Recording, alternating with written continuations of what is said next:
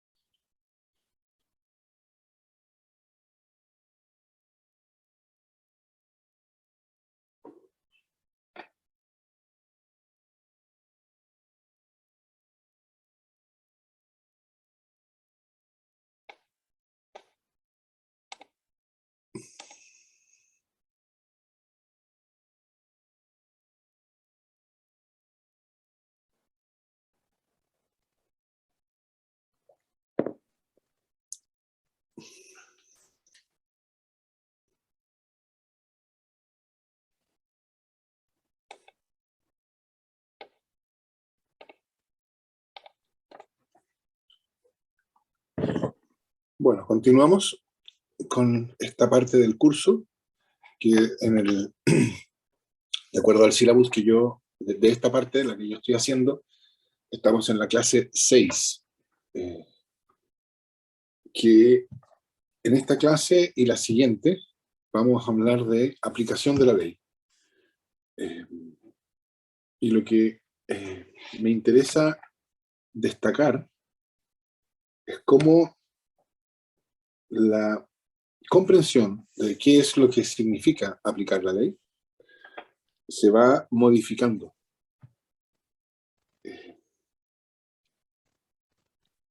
En la clase pasada, el énfasis estuvo puesto en esta idea, o en la idea, de que lo que nosotros estamos discutiendo en este curso no es solamente una cuestión de teoría del derecho en el sentido estricto, ¿no? Como de, por así decirlo, aclaración conceptual.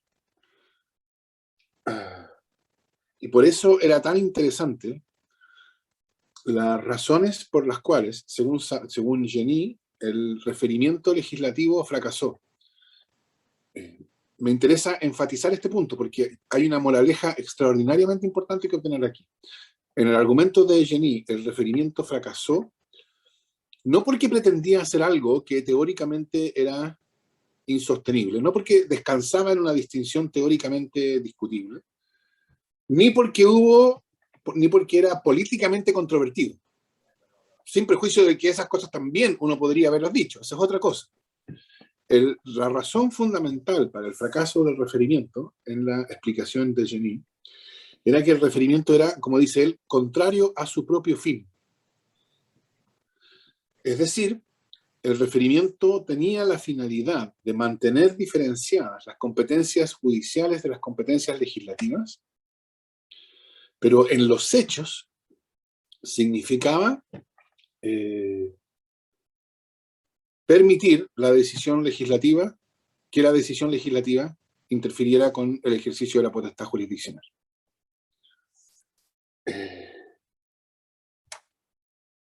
¿Por qué? ¿Por qué? ¿Por qué si, en la lógica del argumento de Genie, por qué si el legislador en el momento 1, al momento de dictar la ley, puede decidir si la ley ha de tener un contenido u otro contenido? llamemos a estos dos contenidos posibles A o B, ¿por qué si el legislador en el momento 1 puede decidir si la ley ha de disponer A o disponer B? ¿Cuál es el problema con que en el momento 2, cuando el caso ya está ante el tribunal y el tribunal se enfrenta al hecho de que la expresión legislativa puede ser interpretada en el sentido de A o en el sentido de B? Es decir, estas dos posibilidades que el legislador tenía abiertas, en el sentido de que podría haber optado por ellas al momento de legislar, son compatibles con la expresión legislativa efectivamente adoptada. Y ese es el problema que le surge al juez en el momento 2, ¿no? Si falla, si entiende la ley en el sentido A, fallará una cosa, si entiende la ley en el sentido B, fallará otra. Pero aquí hay una elección, una decisión respecto de cuál es el contenido de la ley. Y está claro que el legislador podría haber especificado si A o si B. Déjenme, por ejemplo, por así decirlo, mencionar un caso que en su momento fue discutido en Chile, sobre todo porque no había ley de divorcio, ¿no? La ley de matrimonio civil, ya derogado, la antigua ley de matrimonio civil, disponía que era impedimento para contraer matrimonio, padecer, sufrir de impotencia perpetua e incurable. Esa era la regla. Sufrir de impotencia perpetua e incurable. Y se llevó a los tribunales, y esta fue una cuestión relativamente recurrente, si la impotencia que impedía contraer matrimonio era la impotencia, la incapacidad de realizar el acto sexual, o la incapacidad de engendrar esterilidad, digámoslo así, mera esterilidad. Es evidente que las dos cosas son distintas. Es evidente que uno puede sufrir una y no otra. Por consiguiente, es evidente que según si la ley declara como impedimento la impotencia en el sentido de incapacidad de realizar el acto sexual, la solución para muchos casos será distinta que si la ley declara como impedimento la esterilidad. Es también evidente, creo yo, que en principio, al momento de dictar la ley, el legislador podría haber especificado cualquiera de las dos. Pero usó una expresión que es compatible con ambas. Y entonces la cuestión se le aparece para el juez, al juez. El juez es el que tiene que decidir si en este caso se debe decretar la nulidad del matrimonio, porque uno de los contrayentes era estéril, por ejemplo, aunque no era incapaz de realizar el acto sexual. Y entonces la pregunta para el juez será, ¿qué es lo que quiere decir impotencia? Y entonces la cuestión es la siguiente. Si el legislador estaba en posición de elegir cualquiera de estas dos posibilidades al momento de legislar, pareciera razonable que corresponde al legislador decidir cuál de esas dos posibles interpretaciones es la que valdrá. Pareciera que es el mismo tipo de decisión, simplemente en un momento distinto. En un caso al momento de legislar, en otro caso cuando se ha manifestado un problema. Esa es la lógica del referimiento. ¿Por qué el referimiento es contrario a su propio fin? Porque el hecho de que la decisión tenga que ser tomada después de que el problema ha surgido en un caso judicial hace que la decisión cambie en cuanto a su tipo, pero no en sentido conceptual o teórico, sino en sentido institucional. Porque la lógica de la configuración institucional de la potestad legislativa es hacer probable, con la fórmula que ya hemos usado varias veces en el curso, hacer probable que la decisión legislativa sea la decisión que va en el interés general, ¿no? Esto lo hemos discutido a propósito de la voluntad soberana, etc., de la voluntad general, y cómo la voluntad general es improbable, pero las instituciones cumplen la función de hacerla probable, etc. La lógica de la configuración institucional de la potestad jurisdiccional, judicial, es distinta. Porque la potestad judicial, y recuerden el punto de Atilla, esto del desplazamiento de las cuestiones de sustancia por el razonamiento formal, la potestad judicial supone que la decisión sobre qué es lo que va en el interés general ya ha sido tomada, y que la decisión que corresponde tomar ahora es una decisión sobre cuál es el derecho de cada uno, dadas esas decisiones sobre la voluntad general, sobre el interés general. Entonces, uno de los elementos relevantes para que la decisión legislativa sea una decisión que hace probable la correcta identificación del interés general es el hecho de que la decisión legislativa no se refiere a caso alguno, a caso particular alguno. Se refiere a clases de casos. Esto es lo que se llamó en su momento la generalidad de la ley, etc. El hecho de que el legislador no dicte normas para casos particulares es una de las condiciones que hacen probable que la decisión legislativa no sea acerca de beneficiar intereses particulares, sino acerca de identificar el interés general. Y esta diferencia, o esta condición, es precisamente la condición, o una de las condiciones que el referimiento ignoraba. El referimiento asumía que decidir después que la cuestión se ha planteado en un caso particular, o decidir antes, era lo mismo, porque claro, uno podría decir, teóricamente, es el mismo tipo de decisión. Pero las condiciones institucionales para la decisión cambian considerablemente por el hecho de que el legislador tendrá que decidir cuando la cuestión ya ha surgido en un caso particular y cuando ya entonces de la decisión se conoce quién va a ser, quién es beneficiado y quién va a ser perjudicado. Hace algunos años,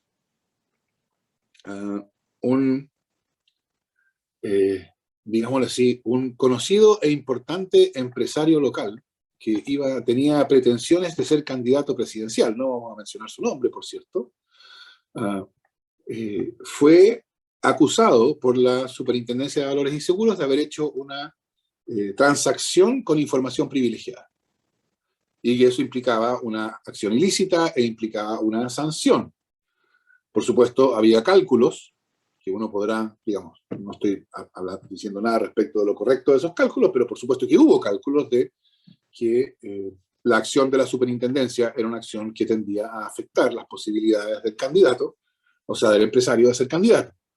Había una discusión legal sobre si lo que había hecho el empresario era contra la ley o no. No vamos a entrar en la discusión, pero precisamente había una discusión sobre cómo se entendía correctamente la ley. Es evidente que si esa cuestión va al legislador, la posibilidad de que el legislador la decida mirando al interés general y sin tomar en cuenta el hecho de que una decisión u otra iba a afectar las posibilidades de un empresario que era el candidato principal aspectado para ganar la elección siguiente. Me interesa que ustedes vean esto, ¿no? Es evidente que cuando la cosa surge en ese contexto, la posibilidad de que el procedimiento legislativo haga probable una decisión que mira al interés general, en vez de una decisión que mira a las consecuencias que esa decisión va a tener en el caso particular, desaparecen. En ese sentido, el referimiento era contrario a su propio fin. Por lo tanto, cuando uno discute sobre cuestiones de razonamiento jurídico o de razonamiento judicial, uno tiene que tener en cuenta que no solamente lo que está en discusión es una adecuada caracterización teórica, conceptual, de esa potestad en qué consiste esa forma de razonamiento. Eso es importante, y de algo vamos a decir, por supuesto, en esta clase la próxima. Pero se trata de cuestiones que tienen su propia improbabilidad, y esa improbabilidad exige instituciones, y esas instituciones tienen sus propias condiciones. Entonces, que tengan sus propias condiciones quiere decir la cuestión no puede ser decidida, no debe ser tratada solamente como una cuestión de relación conceptual, sino también tiene que ser tratada como una cuestión que sea susceptible de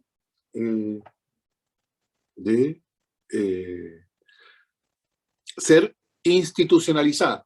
Y vamos a discutir esto a propósito de un pasaje de Montesquieu, que está en el texto que estaba en los materiales del curso, un pasaje de Montesquieu que fue extraordinariamente influyente. No vamos a mirar el pasaje de Montesquieu tratando de hacer una exégesis de ese mismo pasaje que sea, por así decirlo, en términos históricos correcta. Porque ese pasaje de Montesquieu tuvo una influencia que fue mucho más allá de lo que podría haber sido la pretensión original de Montesquieu.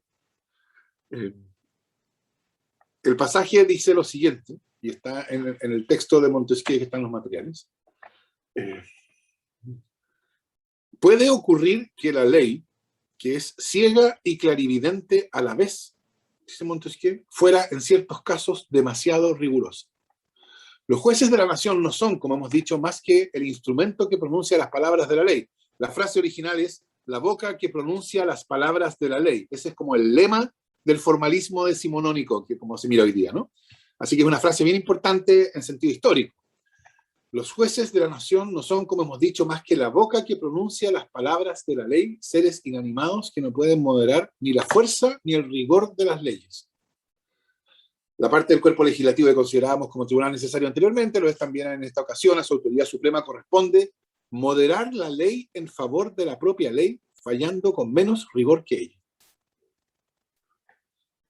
Me interesa, bueno, por supuesto, ustedes, ya lo hemos mencionado esto, y es probable que ustedes lo hayan escuchado en algunos otros cursos, esta idea de que los jueces no son sino la boca que pronuncia las palabras de la ley. Esto era, por así decirlo, el lema de una determinada manera de entender la posición del juez en el contexto de un sistema de derecho moderno. Y es la afirmación máxima de la idea que suele llamarse formalista, ¿no? Que se identifica con la metodología de la escuela de la exégesis, que es la metodología dominante en Europa, particularmente en Francia, durante el siglo XIX, etc. Como les digo, no interesa ahora si eso es una correcta interpretación de del texto de Montesquieu tomado en un sentido más amplio, porque esa fórmula, la boca que pronuncia las palabras de la ley, en algún sentido se independizó del libro de Montesquieu y se convirtió en una fórmula que encapsulaba una pretensión. Desde el punto de vista de lo que hemos estado conversando en el curso, la manera en que yo interpretaría esa pretensión es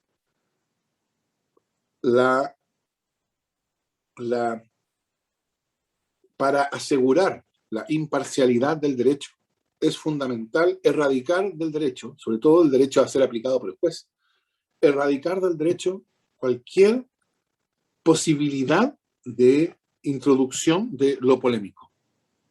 Y la manera de excluir la polemicidad es formalismo, ¿no? Es un riguroso formalismo que obliga a que el juez no haga sino aplicar la ley, en el sentido estricto de ser la boca que pronuncia las palabras de la ley. Entonces,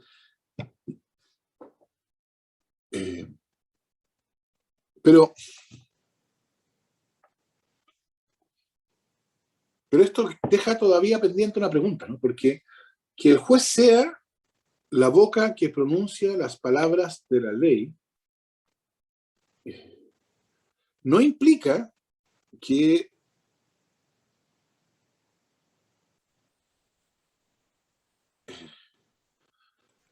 por sí mismo negar la posibilidad de dificultades interpretativas. O sea, está muy bien, el juez podrá ser la boca que pronuncia las palabras de la ley, pero bueno, la ley dice que el matrimonio es nulo cuando uno de los contrayentes sufre de impotencia perpetua e incurable. Y el problema de determinar qué quiere decir impotencia perpetua e incurable es un problema que está ahí. Por muy formalista que el juez sea, se enfrenta al hecho de que mientras no decida qué quiere decir impotencia, no tiene decisión que tomar. No puede decidir el caso. Entonces, el formalismo el formalismo decimonónico no es una tesis acerca de la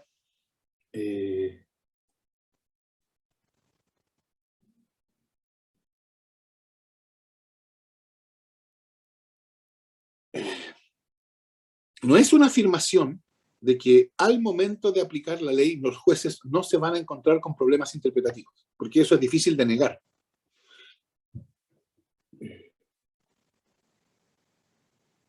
Y por eso es útil mirar a lo que está diciendo Montesquieu a propósito de su dictum sobre los jueces siendo la boca que pronuncia las palabras de la ley. Entonces me interesa que ustedes noten a qué problema se está refiriendo Montesquieu cuando se refiere a esto. Porque él precisamente no se está refiriendo, como vamos a ver en un minuto, no se está refiriendo a los casos en los cuales la ley es ambigua o la formulación legal es compatible con distintas interpretaciones posibles. Fíjense ustedes, el caso es que la ley, que es ciega y clarividente a la vez, lo cual a uno ya debería llamar la atención, ¿no? ¿Cómo puede ser ciega y clarividente a la vez? Puede ocurrir que la ley, que es ciega y clarividente a la vez, fuera en ciertos casos demasiado rigurosa. Entonces aquí tenemos primera cuestión. ¿Qué quiere decir que la ley sea ciega y clarividente a la vez? Y que entonces, en virtud de ser ciega y clarividente a la vez, sea demasiado rigurosa. Tenemos una pista, y la pista de qué quiere decir esto está al final del pasaje. Cuando Montesquieu dice cuál es la solución del problema. La solución del problema es moderar la ley en favor de la propia ley, fallando con menos rigurosidad que ella.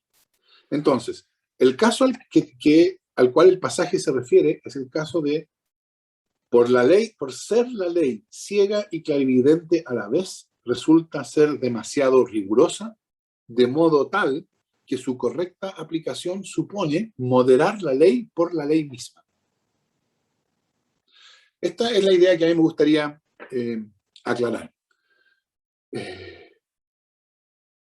Y que vamos a, después, en la próxima clase, esta idea de esta situación a la cual se está refiriendo Montesquieu, la vamos a vincular con una categoría o una parte de una tipología de los defectos de la ley que está en la obra de Savigny, que vamos a ver entonces qué es lo que Savigny llamaba ley de expresión impropia, cuyo término original en alemán supongo que sobre él podrá ilustrarnos Jacob. Pero Montesquieu ahora, ¿no? Puede suceder que la ley, que es ciega y clarividente, a la vez sea demasiado rigurosa, de modo tal que para solucionar el problema, para aplicarla, sea necesario moderar la ley por la ley misma. Lo primero que creo yo que uno tiene que decir aquí es que no estamos hablando de casos en que la ley es demasiado rigurosa en el sentido de pura y simplemente injusta. No, por ejemplo, hay una regla en el Código Penal chileno que dispone que ciertos delitos contra la propiedad se sancionarán como delitos consumados desde el momento en que haya tentativa. Ustedes han de saber que, o si no lo saben se los cuento ahora, y ustedes lo estudiarán esto con mucho más detalle más adelante en su carrera, que el Código Penal distingue los delitos según su grado de ejecución. Un delito puede estar tentado, puede haber una tentativa, puede haber un delito frustrado, o puede haber un delito consumado, ¿no? Y la pena que merece el autor es distinta según si consuma el delito o no, si frustra el delito. Un delito es tentado cuando el autor ya tiene un principio de ejecución, pero interrumpe su acción antes de cometer el delito. Un delito es frustrado cuando el autor pone de su parte todo lo posible y sin embargo fracasa en obtener la finalidad delictual, y un delito es consumado cuando la logra, ¿no? Entonces, un homicidio tentado es un caso en que el autor no sé, le pone una pistola en la cabeza, va a disparar y a ultísima hora se arrepiente y retira el revólver y se va. Un homicidio frustrado es uno en que el autor aprieta el gatillo, pero no, por algún defecto técnico la pistola no dispara, y uno consumado, por cierto, en que bueno, se consuma y muere la víctima. La ley distingue estos grados de consumación, de realización del delito, y sanciona diferenciadamente. El delito tentado es menos grave que el delito frustrado, y el delito frustrado es menos grave en cuanto a su pena que el delito consumado. Sin embargo, el Código Penal dispone que cuando se trata de ciertos delitos contra la propiedad, el delito tentado se castigará como si fuera consumado. A mi juicio, y claro, cada uno podrá tener una opinión al respecto, pero asumamos que esto es así para los efectos de la conversación. Yo diría que ese es un caso de la ley siendo injusta, siendo demasiado rigurosa por injusta, en el sentido de injusta. Aquí hay injusticia. La decisión legislativa es, en mi opinión, la decisión legislativa es una decisión injusta y en ese sentido trata con demasiado rigor al autor de un delito atentado versus el autor de un delito consumado. Pero no es ese el tipo de exceso de rigor al cual se está refiriendo Montesquieu. Es decir, nos está hablando de hay ciertos casos en que la ley puede ser injusta porque el legislador tomó una decisión justa. No, ese es el problema. Es un problema más preciso. Es un problema que tiene que ver con la ley siendo ciega y clarividente a la vez. ¿Qué quiere decir ciega y clarividente a la vez? Una manera de explicar esta idea, creo yo, es hacer referencia a lo que hemos estado discutiendo sobre razonamiento formal. Porque el razonamiento formal, y este es uno de los puntos que enfatiza Tilla, ¿no? Es ciego y clarividente a la vez. Es decir, el razonamiento formal permite solucionar adecuadamente al menos ciertos problemas precisamente por su ceguera.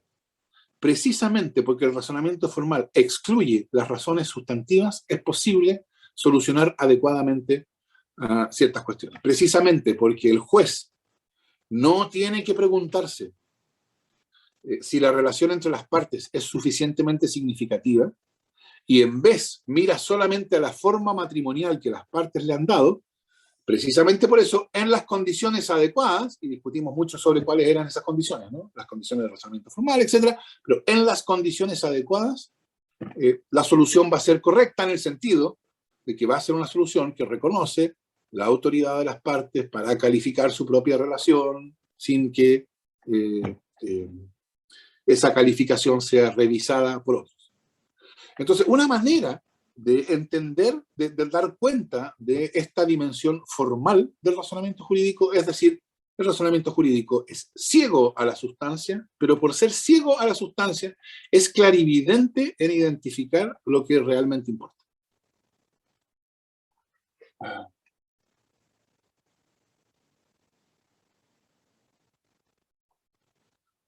Si esto, entendido así, el pasaje diría, podría ocurrir que la ley, que es formalmente, por ser formalmente aplicada, fuera en ciertos casos demasiado rigurosa.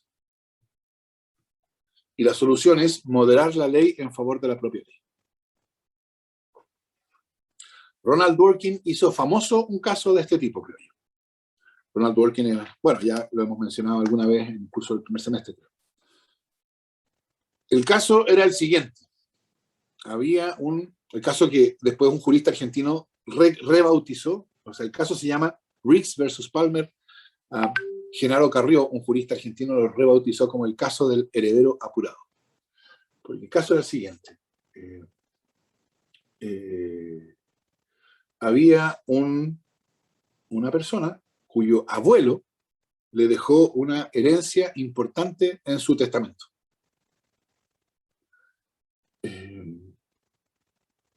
El problema para el heredero era que el abuelo tenía muy buena salud. Digamos que la salud del abuelo era mejor que la salud de los negocios del nieto. Y entonces el nieto estaba, como dice Carrió, apurado. Y decidió, entonces el nieto, tomar cartas en el asunto. Y asesinó a su abuelo. Y fue debidamente condenado por el homicidio de su abuelo. Después de ser condenado por el homicidio de su abuelo, demandó su herencia. Eso, en el caso, si ese caso hubiera surgido en Chile bajo el Código Civil, no habría sido problema, porque haber dado muerte al causante es una razón de indignidad para suceder. Así que ahí no hay problema. Pero el caso es que la ley aplicable, que era la ley de testamentos del Estado de Nueva York, no se refería en absoluto a este problema. Es decir, la ley tenía ciertas condiciones de validez de los testamentos, ¿no? Para que un testamento sea válido, tiene que ser dado por un testador que está sano mentalmente, tiene que ser ante tales y cuales testigos, tantos testigos, etc. Y después decía que si había muerto el causante, habiendo un testamento válido, en virtud del cual el heredero una persona fuera instituida heredero, entonces esa persona instituida heredero tenía derecho a recibir la herencia. No había ninguna regla en la ley que dispusiera que el homicidio del causante inhabilitaba al heredero para suceder.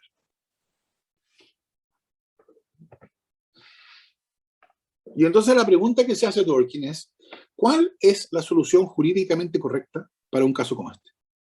Esto lo hace Dworkin en el contexto de una discusión sobre reglas y principios, ¿no? El camino hacia el cual va Dworkin, es decir, el derecho no es un conjunto de reglas solamente, hay también principios, y aquí junto a las reglas testamentarias de la legislación sobre testamentos del Estado de Nueva York, que establecen que los testigos, que etcétera, las condiciones de validez de un testamento, junto a esas reglas, hay principios, entre los cuales está el principio de nadie puede aprovecharse de su propio dolo.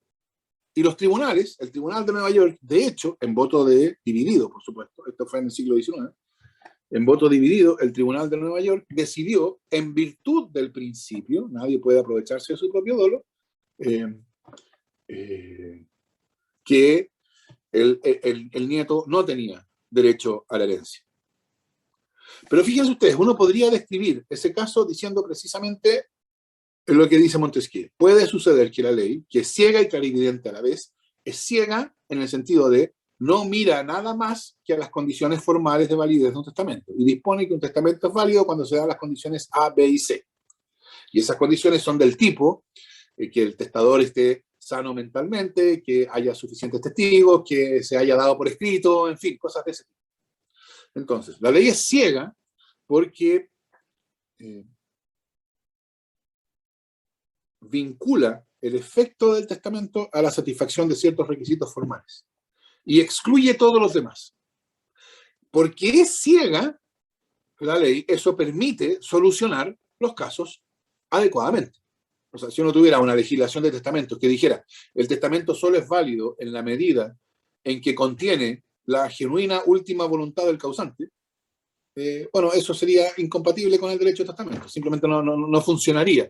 Así como tampoco funcionaría un derecho de contratos que dijera el contrato solo es válido en la medida en que el intercambio que el contrato contiene es conmutativamente justo porque las prestaciones son equivalentes. Tampoco sirve como criterio para identificar la validez de los contratos. Entonces, para los testamentos, para los contratos, etcétera, el derecho es formal, mira a criterios formales, excluye todo lo demás y en su ceguera a todo lo demás es clarividente en el sentido de que da la solución que en general funciona, es adecuada.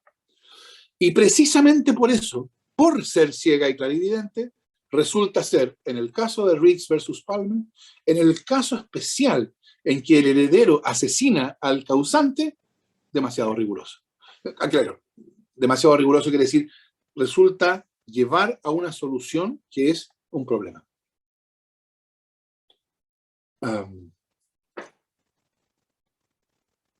Y la solución es morigerar la ley por la ley misma. Es decir, aquí la idea de morigerar la ley por la ley misma, diría yo, es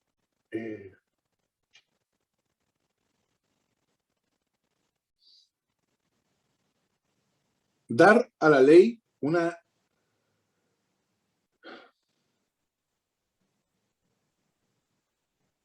ajustar el modo en que la ley se aplica para asegurar que la decisión legislativa se realice.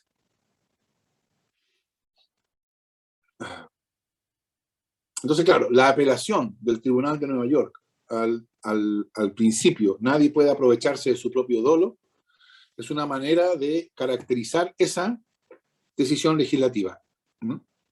En términos más habituales, uno podría decir, es un error entender que el legislador de Nueva York buscaba beneficiar a quienes cometieran homicidio del causante con la finalidad de precipitar la apertura del testamento. Entonces, la decisión legislativa es una decisión que tiene que adecuarse, morigerarse, para que la decisión legislativa sea realizada. Entonces, ahora, noten ustedes que aquí tenemos dos cosas. Una es la pregunta de cuál es el problema al cual nos enfrentamos, ¿no? Y el problema al cual nos enfrentamos es que la ley, por ser ciega y clarividente, resulta ser demasiado rigurosa y por ser demasiado rigurosa debe ser moderada en favor de la propia ley. Ese es el problema y su solución. Noten ustedes que esto ocurre en el contexto de un pasaje en que Montesquieu explica que esto no puede ser hecho por el juez. Esto es precisamente lo que el juez no puede hacer. ¿Y por qué no puede hacerlo el juez? Porque el juez es la boca que pronuncia las palabras de la ley. No sé si hay alguna pregunta, está claro. Me interesan dos cosas aquí. Me interesa que quede claro el tipo de problema, que el problema al cual que está siendo discutido en este pasaje no es un problema de mera injusticia de la ley. No es simplemente que a mí la ley me parece injusta porque me parece injusto, por desproporcionado, que los delitos, ciertos delitos contra la propiedad sean sancionados cuando son tentados, igual que como si fueran consumados. Eso es un problema de, por así decirlo, mera y directa injusticia. Yo creo que la decisión legislativa fue injusta, punto. Pero yo no tengo opinión, o no necesito tener una opinión, sobre la justicia de la ley de testamentos del Estado de Nueva York en el siglo XIX, para ver que en el caso de Riggs versus Palmer se suscita un problema. Y el problema es precisamente el hecho de que la ley esté formulada en abstracto y que esté formulada con criterios formales, deja espacio para que cuando surgen casos que tienen algunas peculiaridades, atributos especiales, el atributo especial en el caso de Riggs versus Palmer es que se trata de un nieto que asesinó a su abuelo para obtener el testamento, que no es lo normal. Entonces, la aplicación de la regla a esos casos especiales resulta ser problemática. Entonces, una cosa que me interesa es que ustedes identifiquen el problema que está envuelto en el pasaje de Montesquieu. Y bueno, que la solución de Montesquieu es precisamente, supone que el juez no puede solucionar ese problema. O sea que desde el punto de vista del juez, lo que le corresponde es fallar conforme a lo que dispone el texto de la ley. En el caso discutido por Dworkin, lo que correspondería sería que el juez simplemente reconociera la herencia al asesino. ¿Hay alguna pregunta respecto de lo que vamos?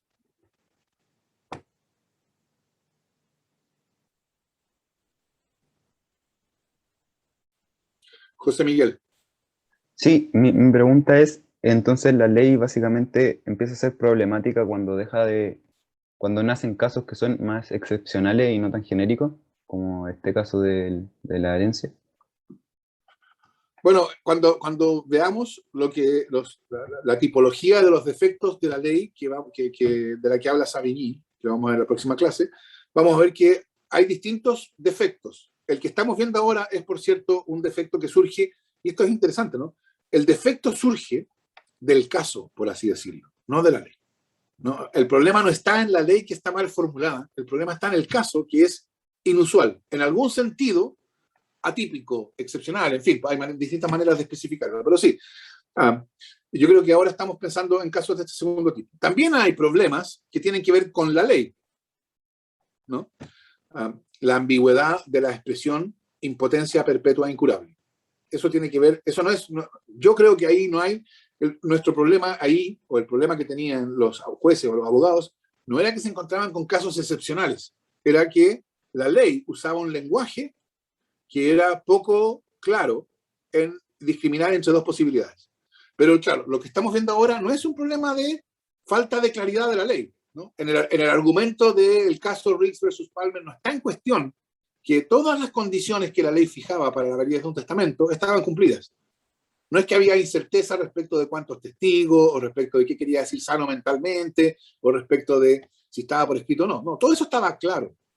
La cuestión era que en el caso había una peculiaridad. Y eso entonces uno puede decir, aquí el problema surge por alguna característica especial del caso, no por la ley. El problema no está en la ley, está en el caso.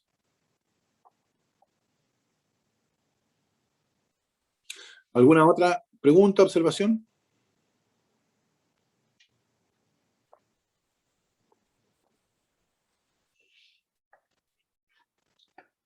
Seguimos entonces.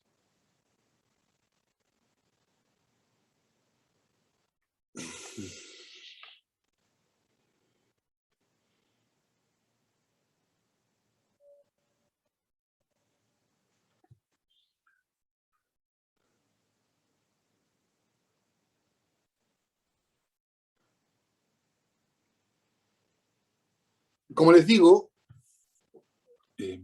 este pasaje fue un pasaje que tuvo una extraordinaria influencia en la autocomprensión de en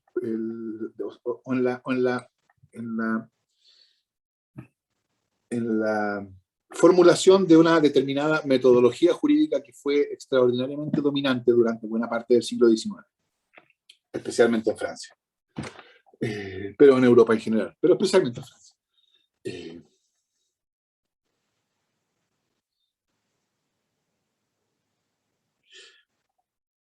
Y eso es lo que se caracteriza de distintas maneras, como en Francia, como el predominio de la escuela de la exégesis, que entendía que el razonamiento jurídico era hacer exégesis de los textos legales.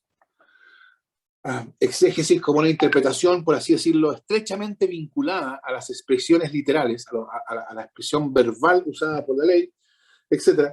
Y que nosotros vamos en general a referirnos como formalismo decimonónico. Pero a mí me interesa ser lo más precisos posible en identificar dónde está el formalismo. Aquí. Porque, o sea, ¿dónde está esta idea? O sea, ¿en qué consiste esta idea de que la aplicación del derecho tiene que ser una aplicación estrictamente formal? Y mi respuesta a eso sería que está precisamente en la negación de la posibilidad a la cual se refiere Montesquieu. Es decir, que desde el punto de vista de su aplicación judicial, la posibilidad de que la ley sea demasiado rigurosa y que deba ser moderada por la ley misma, esa posibilidad está excluida.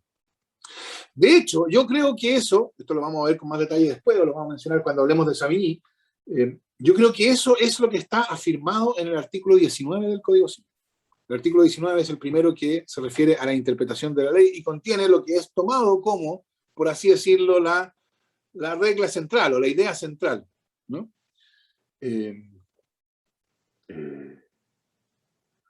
Y esa regla dispone que cuando el sentido de la ley es claro, no se desatenderá su tenor literal so pretexto de consultar su espíritu. Cuando el sentido de la ley es claro, no se desatenderá su tenor literal so pretexto de consultar su espíritu. Yo creo que el artículo 19 se está refiriendo exactamente al problema al cual se está refiriendo Montesquieu en el pasaje que estamos estudiando, con varios siglos entre medio, por cierto, ¿no? Pero se está refiriendo exactamente al problema. Es decir, el Código Civil, en la versión del artículo 19, acepta la posibilidad de que haya problemas en el sentido de la ley. Puede no ser claro el sentido de la ley. Y cuando el sentido de la ley no es claro, bueno, es evidente que habrá que suplementar, corregir, adecuar el tenor literal, no la expresión legislativa. Pero lo que está diciendo el artículo 19 es, cuando el sentido es claro, cuando la expresión legislativa es suficientemente clara, entonces la letra no puede ser ignorada con el argumento de que la ley es demasiado rigurosa y necesita la ley ser morigerada por la ley misma. Entonces, si conforme a la letra, siendo el sentido claro, nótese, esto es bien importante, esto no prejuzga, no se refiere a los casos en que el sentido no es claro. O sea, es perfectamente posible que haya casos en los cuales la ley es ambigua, es contradictoria, etc. Y ahí, en esos casos, por cierto, el tenor literal no es decisivo porque es precisamente insuficiente. Pero si el sentido es claro, o sea, si no hay problemas de ambigüedad, no hay problemas de contradicción, etc., entonces el tenor literal no puede ser desatendido. Y noten ustedes el lenguaje que ocupa el legislador, so pretexto de consultar su espíritu. Es bien interesante que el código diga so pretexto, en vez de decir, por ejemplo, podría haber dicho para. Cuando el sentido de la ley es claro, no se desatenderá el tenor literal para consultar su espíritu. ¿Qué diferencia hay entre decir para y decir so pretexto? Yo creo que la diferencia está en que en la fórmula que usa el Código Civil, so pretexto, hay una acusación implícita, ¿no? De que la apelación al espíritu es una manera de tratar de esquivar, por así decirlo, el mandato de la ley. No es simplemente de que es un problema y el juez es un problema que tiene varias soluciones y esta solución no debe ser preferida. No está solamente diciendo eso el Código Civil. El Código Civil está diciendo hay algo en la apelación al espíritu sospechoso. ¿Y qué es lo sospechoso? Bueno, de nuevo, aquí también puede haber distintas opiniones, etc. En mi opinión, o de la manera que resulta más claro para los efectos de lo que hemos estado hablando en el curso, lo sospechoso o aquello que es acusado por el Código Civil, por el sobretexto, es la posibilidad de introducción en el razonamiento jurídico de cuestiones polémicas, de lo polémico. Es a través de la corrección, o sea, el espacio que se abre cuando se acepta la posibilidad de que la ley sea demasiado rigurosa y entonces de que aquí no sobretexto, para corregir la excesiva rigurosidad de la ley sea necesario morigerar la propia ley a favor de la propia morigerar la ley a favor de la propia ley, lo que se abre ahí es un espacio polémico. Y entonces yo diría que el formalismo de la metodología jurídica dominante en el siglo XIX no se define, digamos, contra lo que dice Jenny en algunos pasajes. Yo creo que eso, en mi opinión, es un error. No se define por la creencia cándida, por así decirlo, o ingenua de los juristas del siglo XIX, de que el derecho iba a ser perfecto, o iba a ser completo, o no iba a tener contradicciones o defectos. La verdad es que esa es una idea bien extraña, ¿no? ¿Por qué habría de pensarse que el derecho no iba a tener problemas o no iba a ser insuficiente justo cuando se estaba estabilizando una comprensión en la cual el derecho era artificial? Uno habría pensado, en la medida en que el derecho es visto como artificial, como consecuencia de una decisión de voluntad y no como una especificación de la razón, bueno, es el momento en que se hace obvio que el derecho puede, por cierto, ser insuficiente. Porque precisamente por ser una declaración de voluntad, que algo sea derecho no tiene ninguna garantía de que va a ser completo, de que va a ser adecuado, de que va a ser, etc. Entonces, la idea de que el derecho es completo y perfecto, en el sentido de no suscita problemas, no es problemático, yo creo que esa no es una idea propia del formalismo de Simonetta. No es que, porque los juristas hayan pensado que el derecho era completo, en el sentido de perfecto, adecuado, que siempre tiene una solución para el caso, etc. No es que, porque los juristas hayan pensado que el derecho era completo, entonces adoptaron una posición formalista frente al derecho. Yo creo que es al revés, como lo deja claro el pasaje de Montesquieu y como lo acepta el artículo 19 del Código Civil. El formalismo se asume, se adopta a pesar de la conciencia de que el derecho era imperfecto, a pesar de la conciencia de que era posible de que hubiera pasajes oscuros, contradictorios, etc. ¿Y por qué? Yo creo que es precisamente para asegurar las condiciones de una práctica imparcial. Es decir, para asegurar las condiciones de imparcialidad de una práctica jurídica que se basa en una decisión política como la voluntad soberana, la declaración de la voluntad soberana. Es decir, para dejar afuera lo polémico del derecho. ¿Preguntas?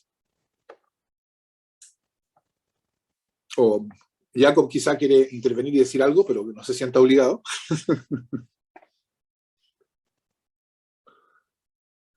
No me siento obligado, pero por supuesto, en mi opinión, imagino que tú vas a compartir esa opinión. Eso tiene mucho que ver con la, ¿cómo se dice en castellano? La separación de los poderes del mismo Montesquieu, que es una idea que él se ha formado observando la vida constitucional de la Gran Bretaña de sus tiempos, y en un cierto sentido exagerara un poco y si yo tengo esa idea de la separación de los poderes, es casi inevitable ese formalismo. Y en este sentido, el siglo XIX, digamos, es muy fácil criticar, pero las ideas que están detrás de eso tienen, por supuesto, son bien sólidas. El problema de la separación de los poderes es, en mi opinión, sobre todo, es esta exageración. Como principio está muy bien, pero se ha exagerado un poco con esa idea, pero eso es todo lo que yo quiero decir. Sí, no, hay un punto extraordinariamente importante ahí, y es que yo creo que ya en algún momento yo se los mencionaba. Toda época es muy poco caritativa con la época que la antecede, ¿no? Y es poco caritativa porque necesita afirmarse a sí misma, y la manera en que se afirma a sí misma es precisamente por oposición a la época que la antecede. Entonces, recuerden ustedes las diatribas de Bentham contra el common law anterior al siglo XIX, a Bentham, digamos, ¿no? O sea, lo que viene antes es dura e injustamente criticado. Yo creo que algo de eso pasa con el formalismo decimonónico, ¿no? Yo creo que la reflexión jurídica del siglo XX, que es parte de nuestro ambiente intelectual, por así decirlo, tiene un juicio, se ha formado un juicio respecto del formalismo jurídico del siglo XIX, que es el juicio del cual daba cuenta Jacob. Y es, claro, es un juicio extraordinariamente crítico, porque después del formalismo del siglo XIX, durante el siglo XX, hubo una, por así decirlo, una revuelta contra el formalismo, que ocurrió prácticamente en todas partes, ¿no? En distintos momentos. Nosotros estamos al final. Yo creo que nuestra revuelta contra el formalismo vino a fines del siglo XX, pero eso ocurrió en Estados Unidos, ocurrió en Europa durante el siglo XX, fundamentalmente en la primera mitad del siglo XX. Y esa parte de esa revuelta es es un juicio crítico extraordinariamente duro. Y yo creo que hasta cierto punto injusto, ¿no? Como ya les he mencionado, yo creo que la manera, la explicación que tiene Genie, por ejemplo, en el texto que leímos, para el formalismo contra el cual él se levanta, esta idea de que la metodología del siglo XIX entendía que el derecho era un derecho completo, que siempre tenía soluciones. Bueno, eso yo creo que es simplemente incorrecto, es una manera incorrecta de entender, de identificar dónde está el formalismo. Y por eso yo creo que es mucho más útil mirar al formalismo como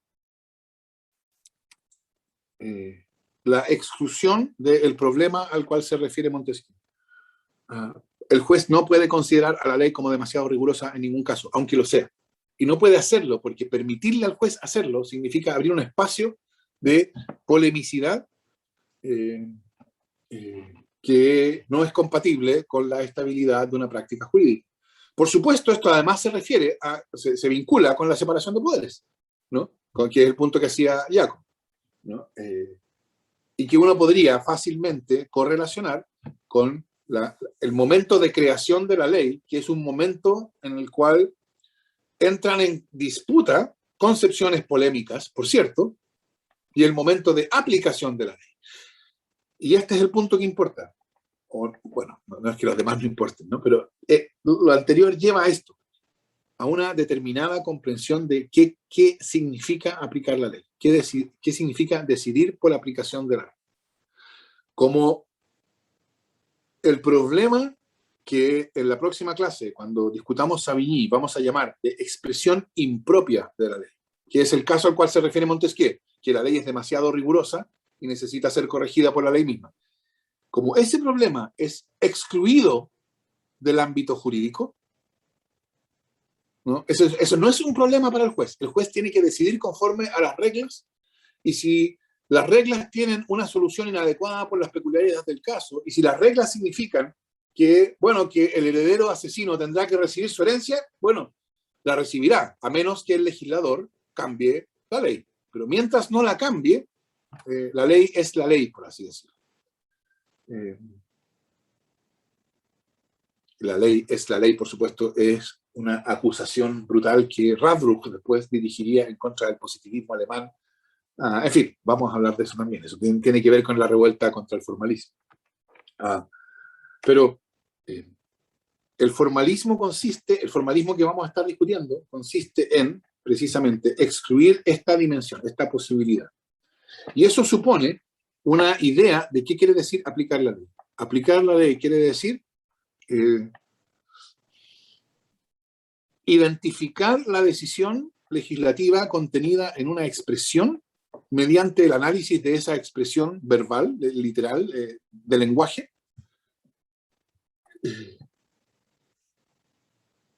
y decidir el caso sin tomar en cuenta la posibilidad de excesiva rigurosidad de la ley, en el sentido que hemos estado discutiendo, por aplicación de esa expresión. Por consiguiente, los problemas de aplicación del derecho son todos problemas de interpretación, es decir, problemas de atribución de significado a una determinada expresión legislativa. Está bien, hay problemas de aplicación en sentido amplio, en el sentido de problemas que surgen para el juez cuando aplica el derecho, cuando la expresión legislativa es insuficiente. Por ejemplo, cuando la ley simplemente dice impotencia, y resulta que impotencia puede ser entendido en dos sentidos. Ahí hay un problema. Pero noten ustedes, es un problema de identificar el correcto significado en abstracto de la expresión legislativa. ¿Qué significa impotencia? Es una cuestión, por así decirlo, de palabras. Esos son los problemas de la aplicación del derecho. Entonces, supone la posibilidad de problemas que vamos a llamar de interpretación. Interpretación vamos a llamar al problema de atribución del sentido a una expresión lingüística. Aplicación, o sea, nosotros vamos a decir en lo que queda del curso, en el lenguaje que vamos a usar en el curso, que el juez se enfrenta a problemas de aplicación cuando se enfrenta a casos especiales. Este caso es especial porque el heredero es el homicida del causante. Esa es una peculiaridad de este caso. Esos son problemas de aplicación, problemas de dar cuenta de la especificidad, de la peculiaridad de casos, de algunos casos.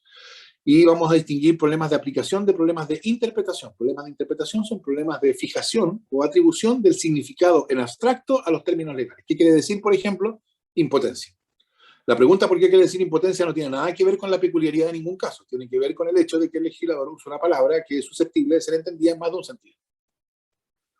Entonces, el formalismo del siglo XIX implica negar el problema de la aplicación como un problema propiamente jurídico y dejar solamente los problemas de interpretación, ¿no? Los problemas que surgen, para decirlo en el sentido del Código Civil, cuando el sentido de la ley no es claro. Y por eso el inciso segundo del artículo 19 se refiere a los casos en los cuales el sentido no es claro, ¿no? Entonces, cuando el sentido de la ley es claro, no se desatenderá su tenor literal, su pretexto de consultar su espíritu. Ese es el inciso primero, del 19. Y el inciso segundo dice, pero bien se puede, para interpretar los pasajes oscuros o contradictorios, recurrir a una serie de criterios, ¿no? No lo sé, pero bien se puede, para interpretar los pasajes oscuros o contradictorios, recurrir a una serie de criterios para solucionar. Porque ese problema no puede ser negado. Entonces yo diría que el formalismo es la reducción de los problemas de metodología jurídica a problemas de especificación del contenido o del significado de los términos legislativos. En ese sentido, la reducción de los problemas con los cuales se enfrenta el juez a problemas solamente de interpretación. Y de eso vamos a hablar la próxima clase. Nos queda pendiente vincular esto a los textos de Kelsen, lo tengo clarísimo, pero antes de llegar a Kelsen vamos a pasar por Savigny. Savigny distingue entre dos problemas, que son los dos problemas que hemos estado viendo, y los analiza con mucha agudeza, que son lo que él llama problemas de expresión impropia y problemas de expresión indeterminada. Y de eso vamos a estar hablando la próxima clase. Así que nos vemos el lunes.